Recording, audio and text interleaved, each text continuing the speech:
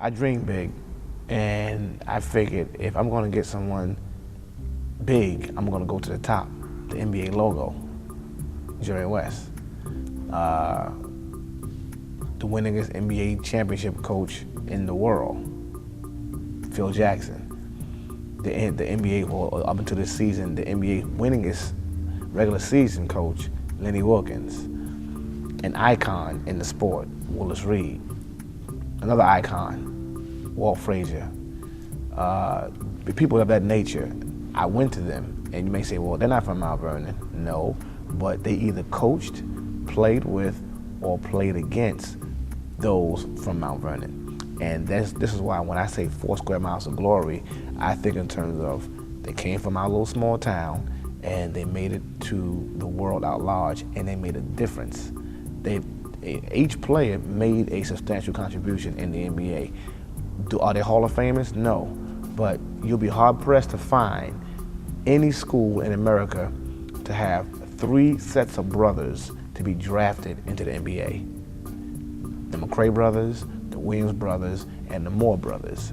And 2 sets actually made it, which is still phenomenal, to have 2 sets of brothers to make it in the NBA. I don't care if it's a big town or not.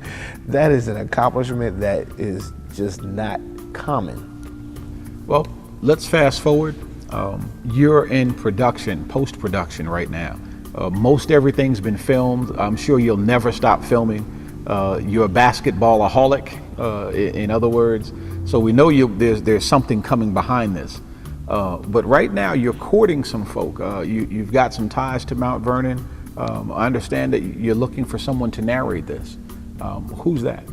Well, it was a 4-hour piece, so I wanted 4 people to represent the narrators. That 4, it must be something very deep about that number. Denzel Washington, gotta have his voice. He's my #1 choice, and I believe he will do it.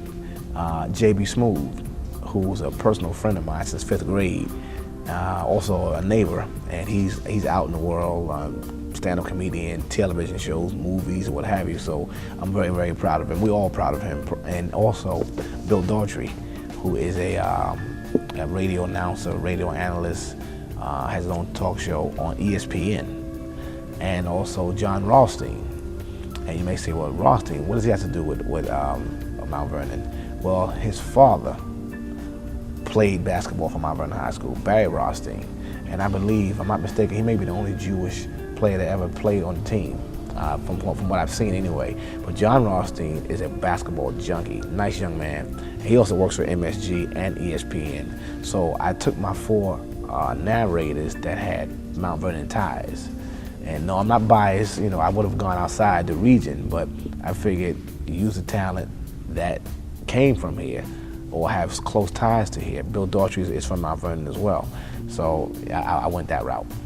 Well, we know this is an entertaining documentary about basketball, but it's so much more. Talk to us about how this documentary will inspire young people to make better choices where their athletic careers may be concerned. In the boys club, how friendship started, how camaraderie started, how discipline started, how manners started, how respect started. And the reason why I'm putting those attributes in is because the people that I mentioned earlier that agreed to be a part of this documentary were happy to do it because they fell in love with the Mount Vernon players because of how they carried themselves, how they acted. Of course, everyone to a man says Ray was the craziest one, but they say that in a loving way.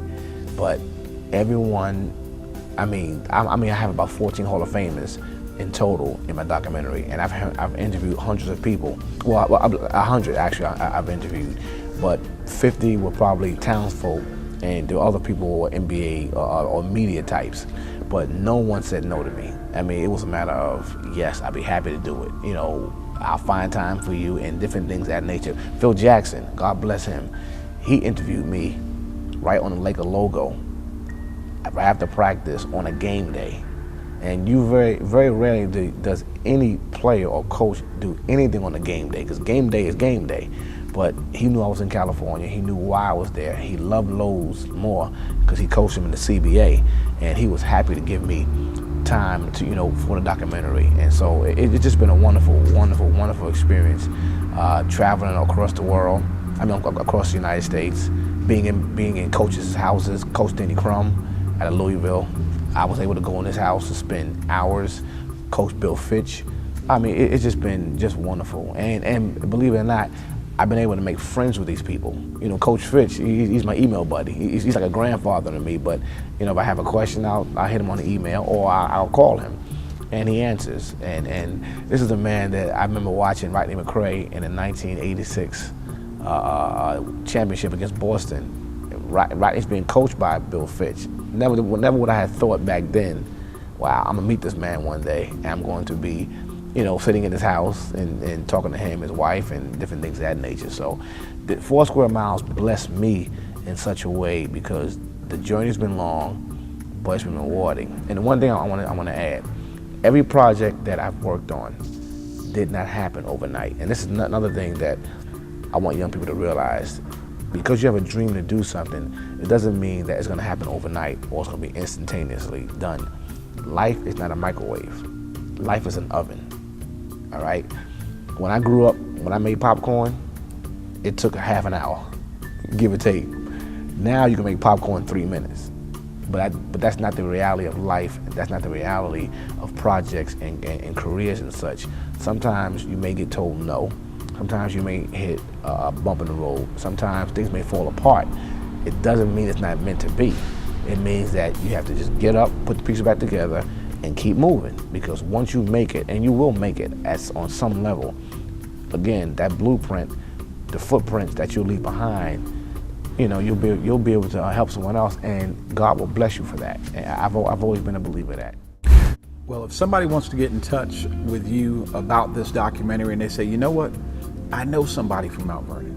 I've got a picture. I've got a videotape. I've got a story. You need to include this. What should they do? Well, you can hit me on email. You can hit me at Jerald@JeraldHoover.com. That's JERALD @JERALDHOOVER.com. JeraldHoover.com. Or you can Google me and Jerald Hoover. You'll find me because I'm on the web as a sports writer, documentarian. You can go to YouTube and see the trailer. So also you can go to lifechoices.com and you can see the trailer there. So it's been just an awesome experience. And lastly, before we go, I want you to look in the camera and tell the folk who's missing from this documentary. So they need to know the names. If you're looking for these guys, call me.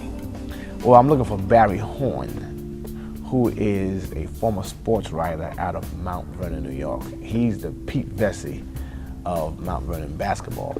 I'd love to be able to speak with him. As far as who's missing as a character, not many people are missing because in 4 years I made sure I dug things up. But right now I'm looking for footage, I'm looking for newspapers, I'm looking for stories, I'm looking for anecdotes, I'm looking for encouragement, I'm looking for prayers, and anything that you want to add to contribute to this masterpiece. And it's not a masterpiece because I did it, it's a masterpiece because these guys did it.